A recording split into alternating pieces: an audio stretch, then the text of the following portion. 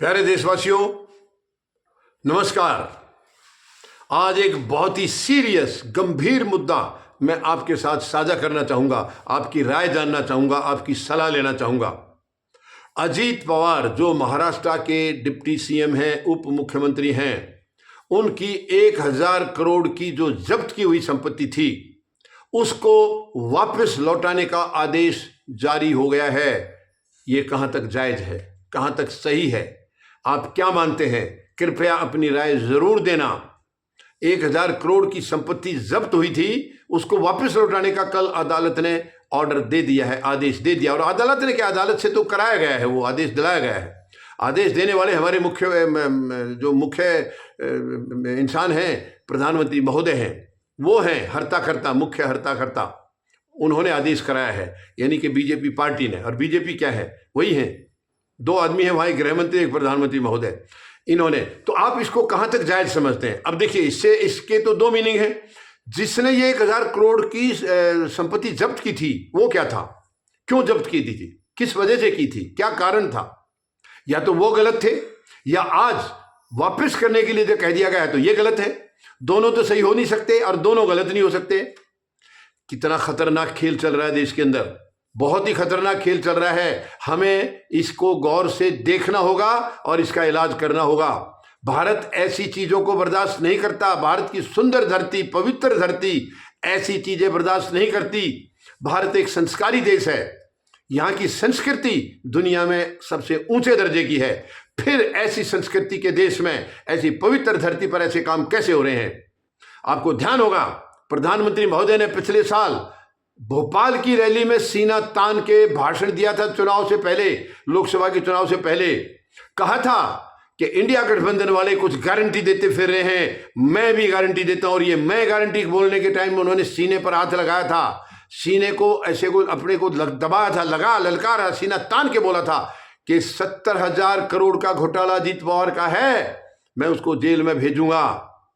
इन्होंने कहा था कि इंडिया गठबंधन वाले दे रहे हैं गारंटी, तो मैं भी दे रहा हूं कि भ्रष्टाचारी जेल में होंगे। फिर अजीत पवार का नाम लिया था। और उसके चंद दिन बाद, 3 दिन बाद, अजीत पवार को शरद पवार की पार्टी तोड़ के एनसीपी के अलग धड़े को लेकर के इन्होंने अपने यहां शामिल कर लिया, अपने दल में, अपने गठबंधन में, और उसको डिप्टी सीएम बना दिया। मैंने उस वक्त भी प्रधानमंत्री महोदय से एक वीडियो के माध्यम से सवाल किया था, प्रधानमंत्री महोदय ये कौन सी जेल में भेजा आपने उनको डिप्टी सीएम बना दिया है। मैं खुद संतोष मलिक जी के साथ डिप्टी सीएम के ऑफिस में हम गए बॉम्बे में, वहां हमने देखा कोई जेल की कोठरी नहीं मिली।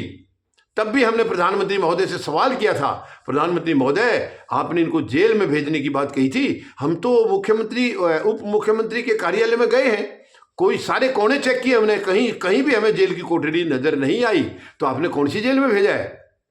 बताइए प्रधानमंत्री महोदय, कौन सी जेल में भेजा? मैंने सवाल किया था, आज भी कर रहा हूं, आज भी वही सवाल पूछ रहा हूं।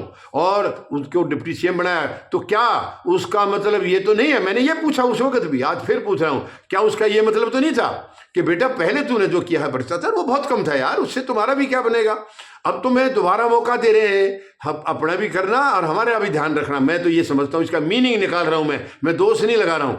यानी जेल में भेजने की बात कह के डिप्टी सीएम बना देना और वही विभाग दे देना जिस विभाग से भ्रष्टाचार किया था, तो इसका क्या मीनिंग निकलता है? अगर देशवासी बता सके तो मैं बहुत आभारी हूंगा। और अब वो डिप्टी सीएम बनाए गए, दोबारा चुनाव हुए, दोबारा से फिर डिप्टी सीएम बना दिए गए, वही विभाग फिर दे दिया गया। और 1000 करोड़ की संपत्ति इनकी जो जब्त की गई थी उसको रिलीज करने के आदेश दे दिए गए हैं। ये क्या है? क्या ये मतलब इस सुंदर देश की, इस सुंदर धरती के लिए, ये पवित्र धरती के लिए ये शोभा देता है?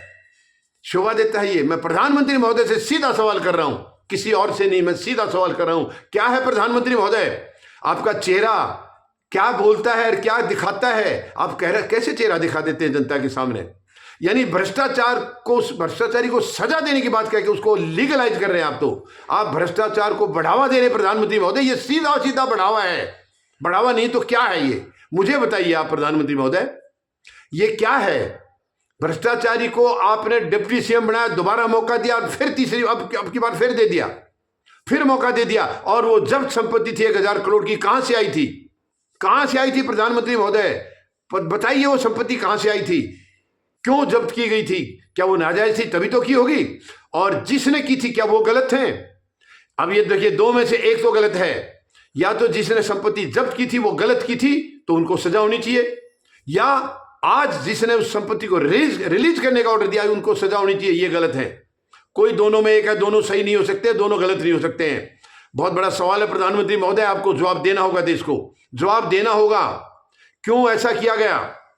और यही नहीं, और भी बहुत हैं, लेकिन फिलहाल मैं एक का ही सवाल कर रहा हूं। ऐसे और भी केस हैं, काफी केस हैं ऐसे। लेकिन प्रधानमंत्री महोदय, अपने अंदर झांकिए, अंतरात्मा की आवाज सुनिए। क्या आप जो कर रही है देश के साथ न्याय है या अन्याय है? देश की जनता के साथ ये न्याय है या अन्याय है? जो ईमानदार लोग इस देश में बैठे हैं, पनप रहे हैं, उनके साथ ये न्याय है या अन्याय है? आप उनके सीने के ऊपर भ्रष्टाचारियों को थोप रहे हैं। शर्मनाक है ये, बहुत ही शर्मनाक है प्रधानमंत्री महोदय। भ्रष्टाचारियों को आप ईमानदारों के, शरीफ इंसानों के सीने के ऊपर बिठा रहे हो आप। ये शर्मनाक। और वो सत्ता में हैं, भ्रष्टाचारी सत्ता में हैं, वो सत्ता में भुगत रहे हैं, सत्ता का सुख भुगत रहे हैं। क्यों ऐसा है? आपको जवाब देना होगा, जवाब देना होगा प्रधानमंत्री महोदय, देना होगा। मैं आपसे जवाब मांग रहा हूं। धन्यवाद। जय जवान, जय किसान, जय हिंद।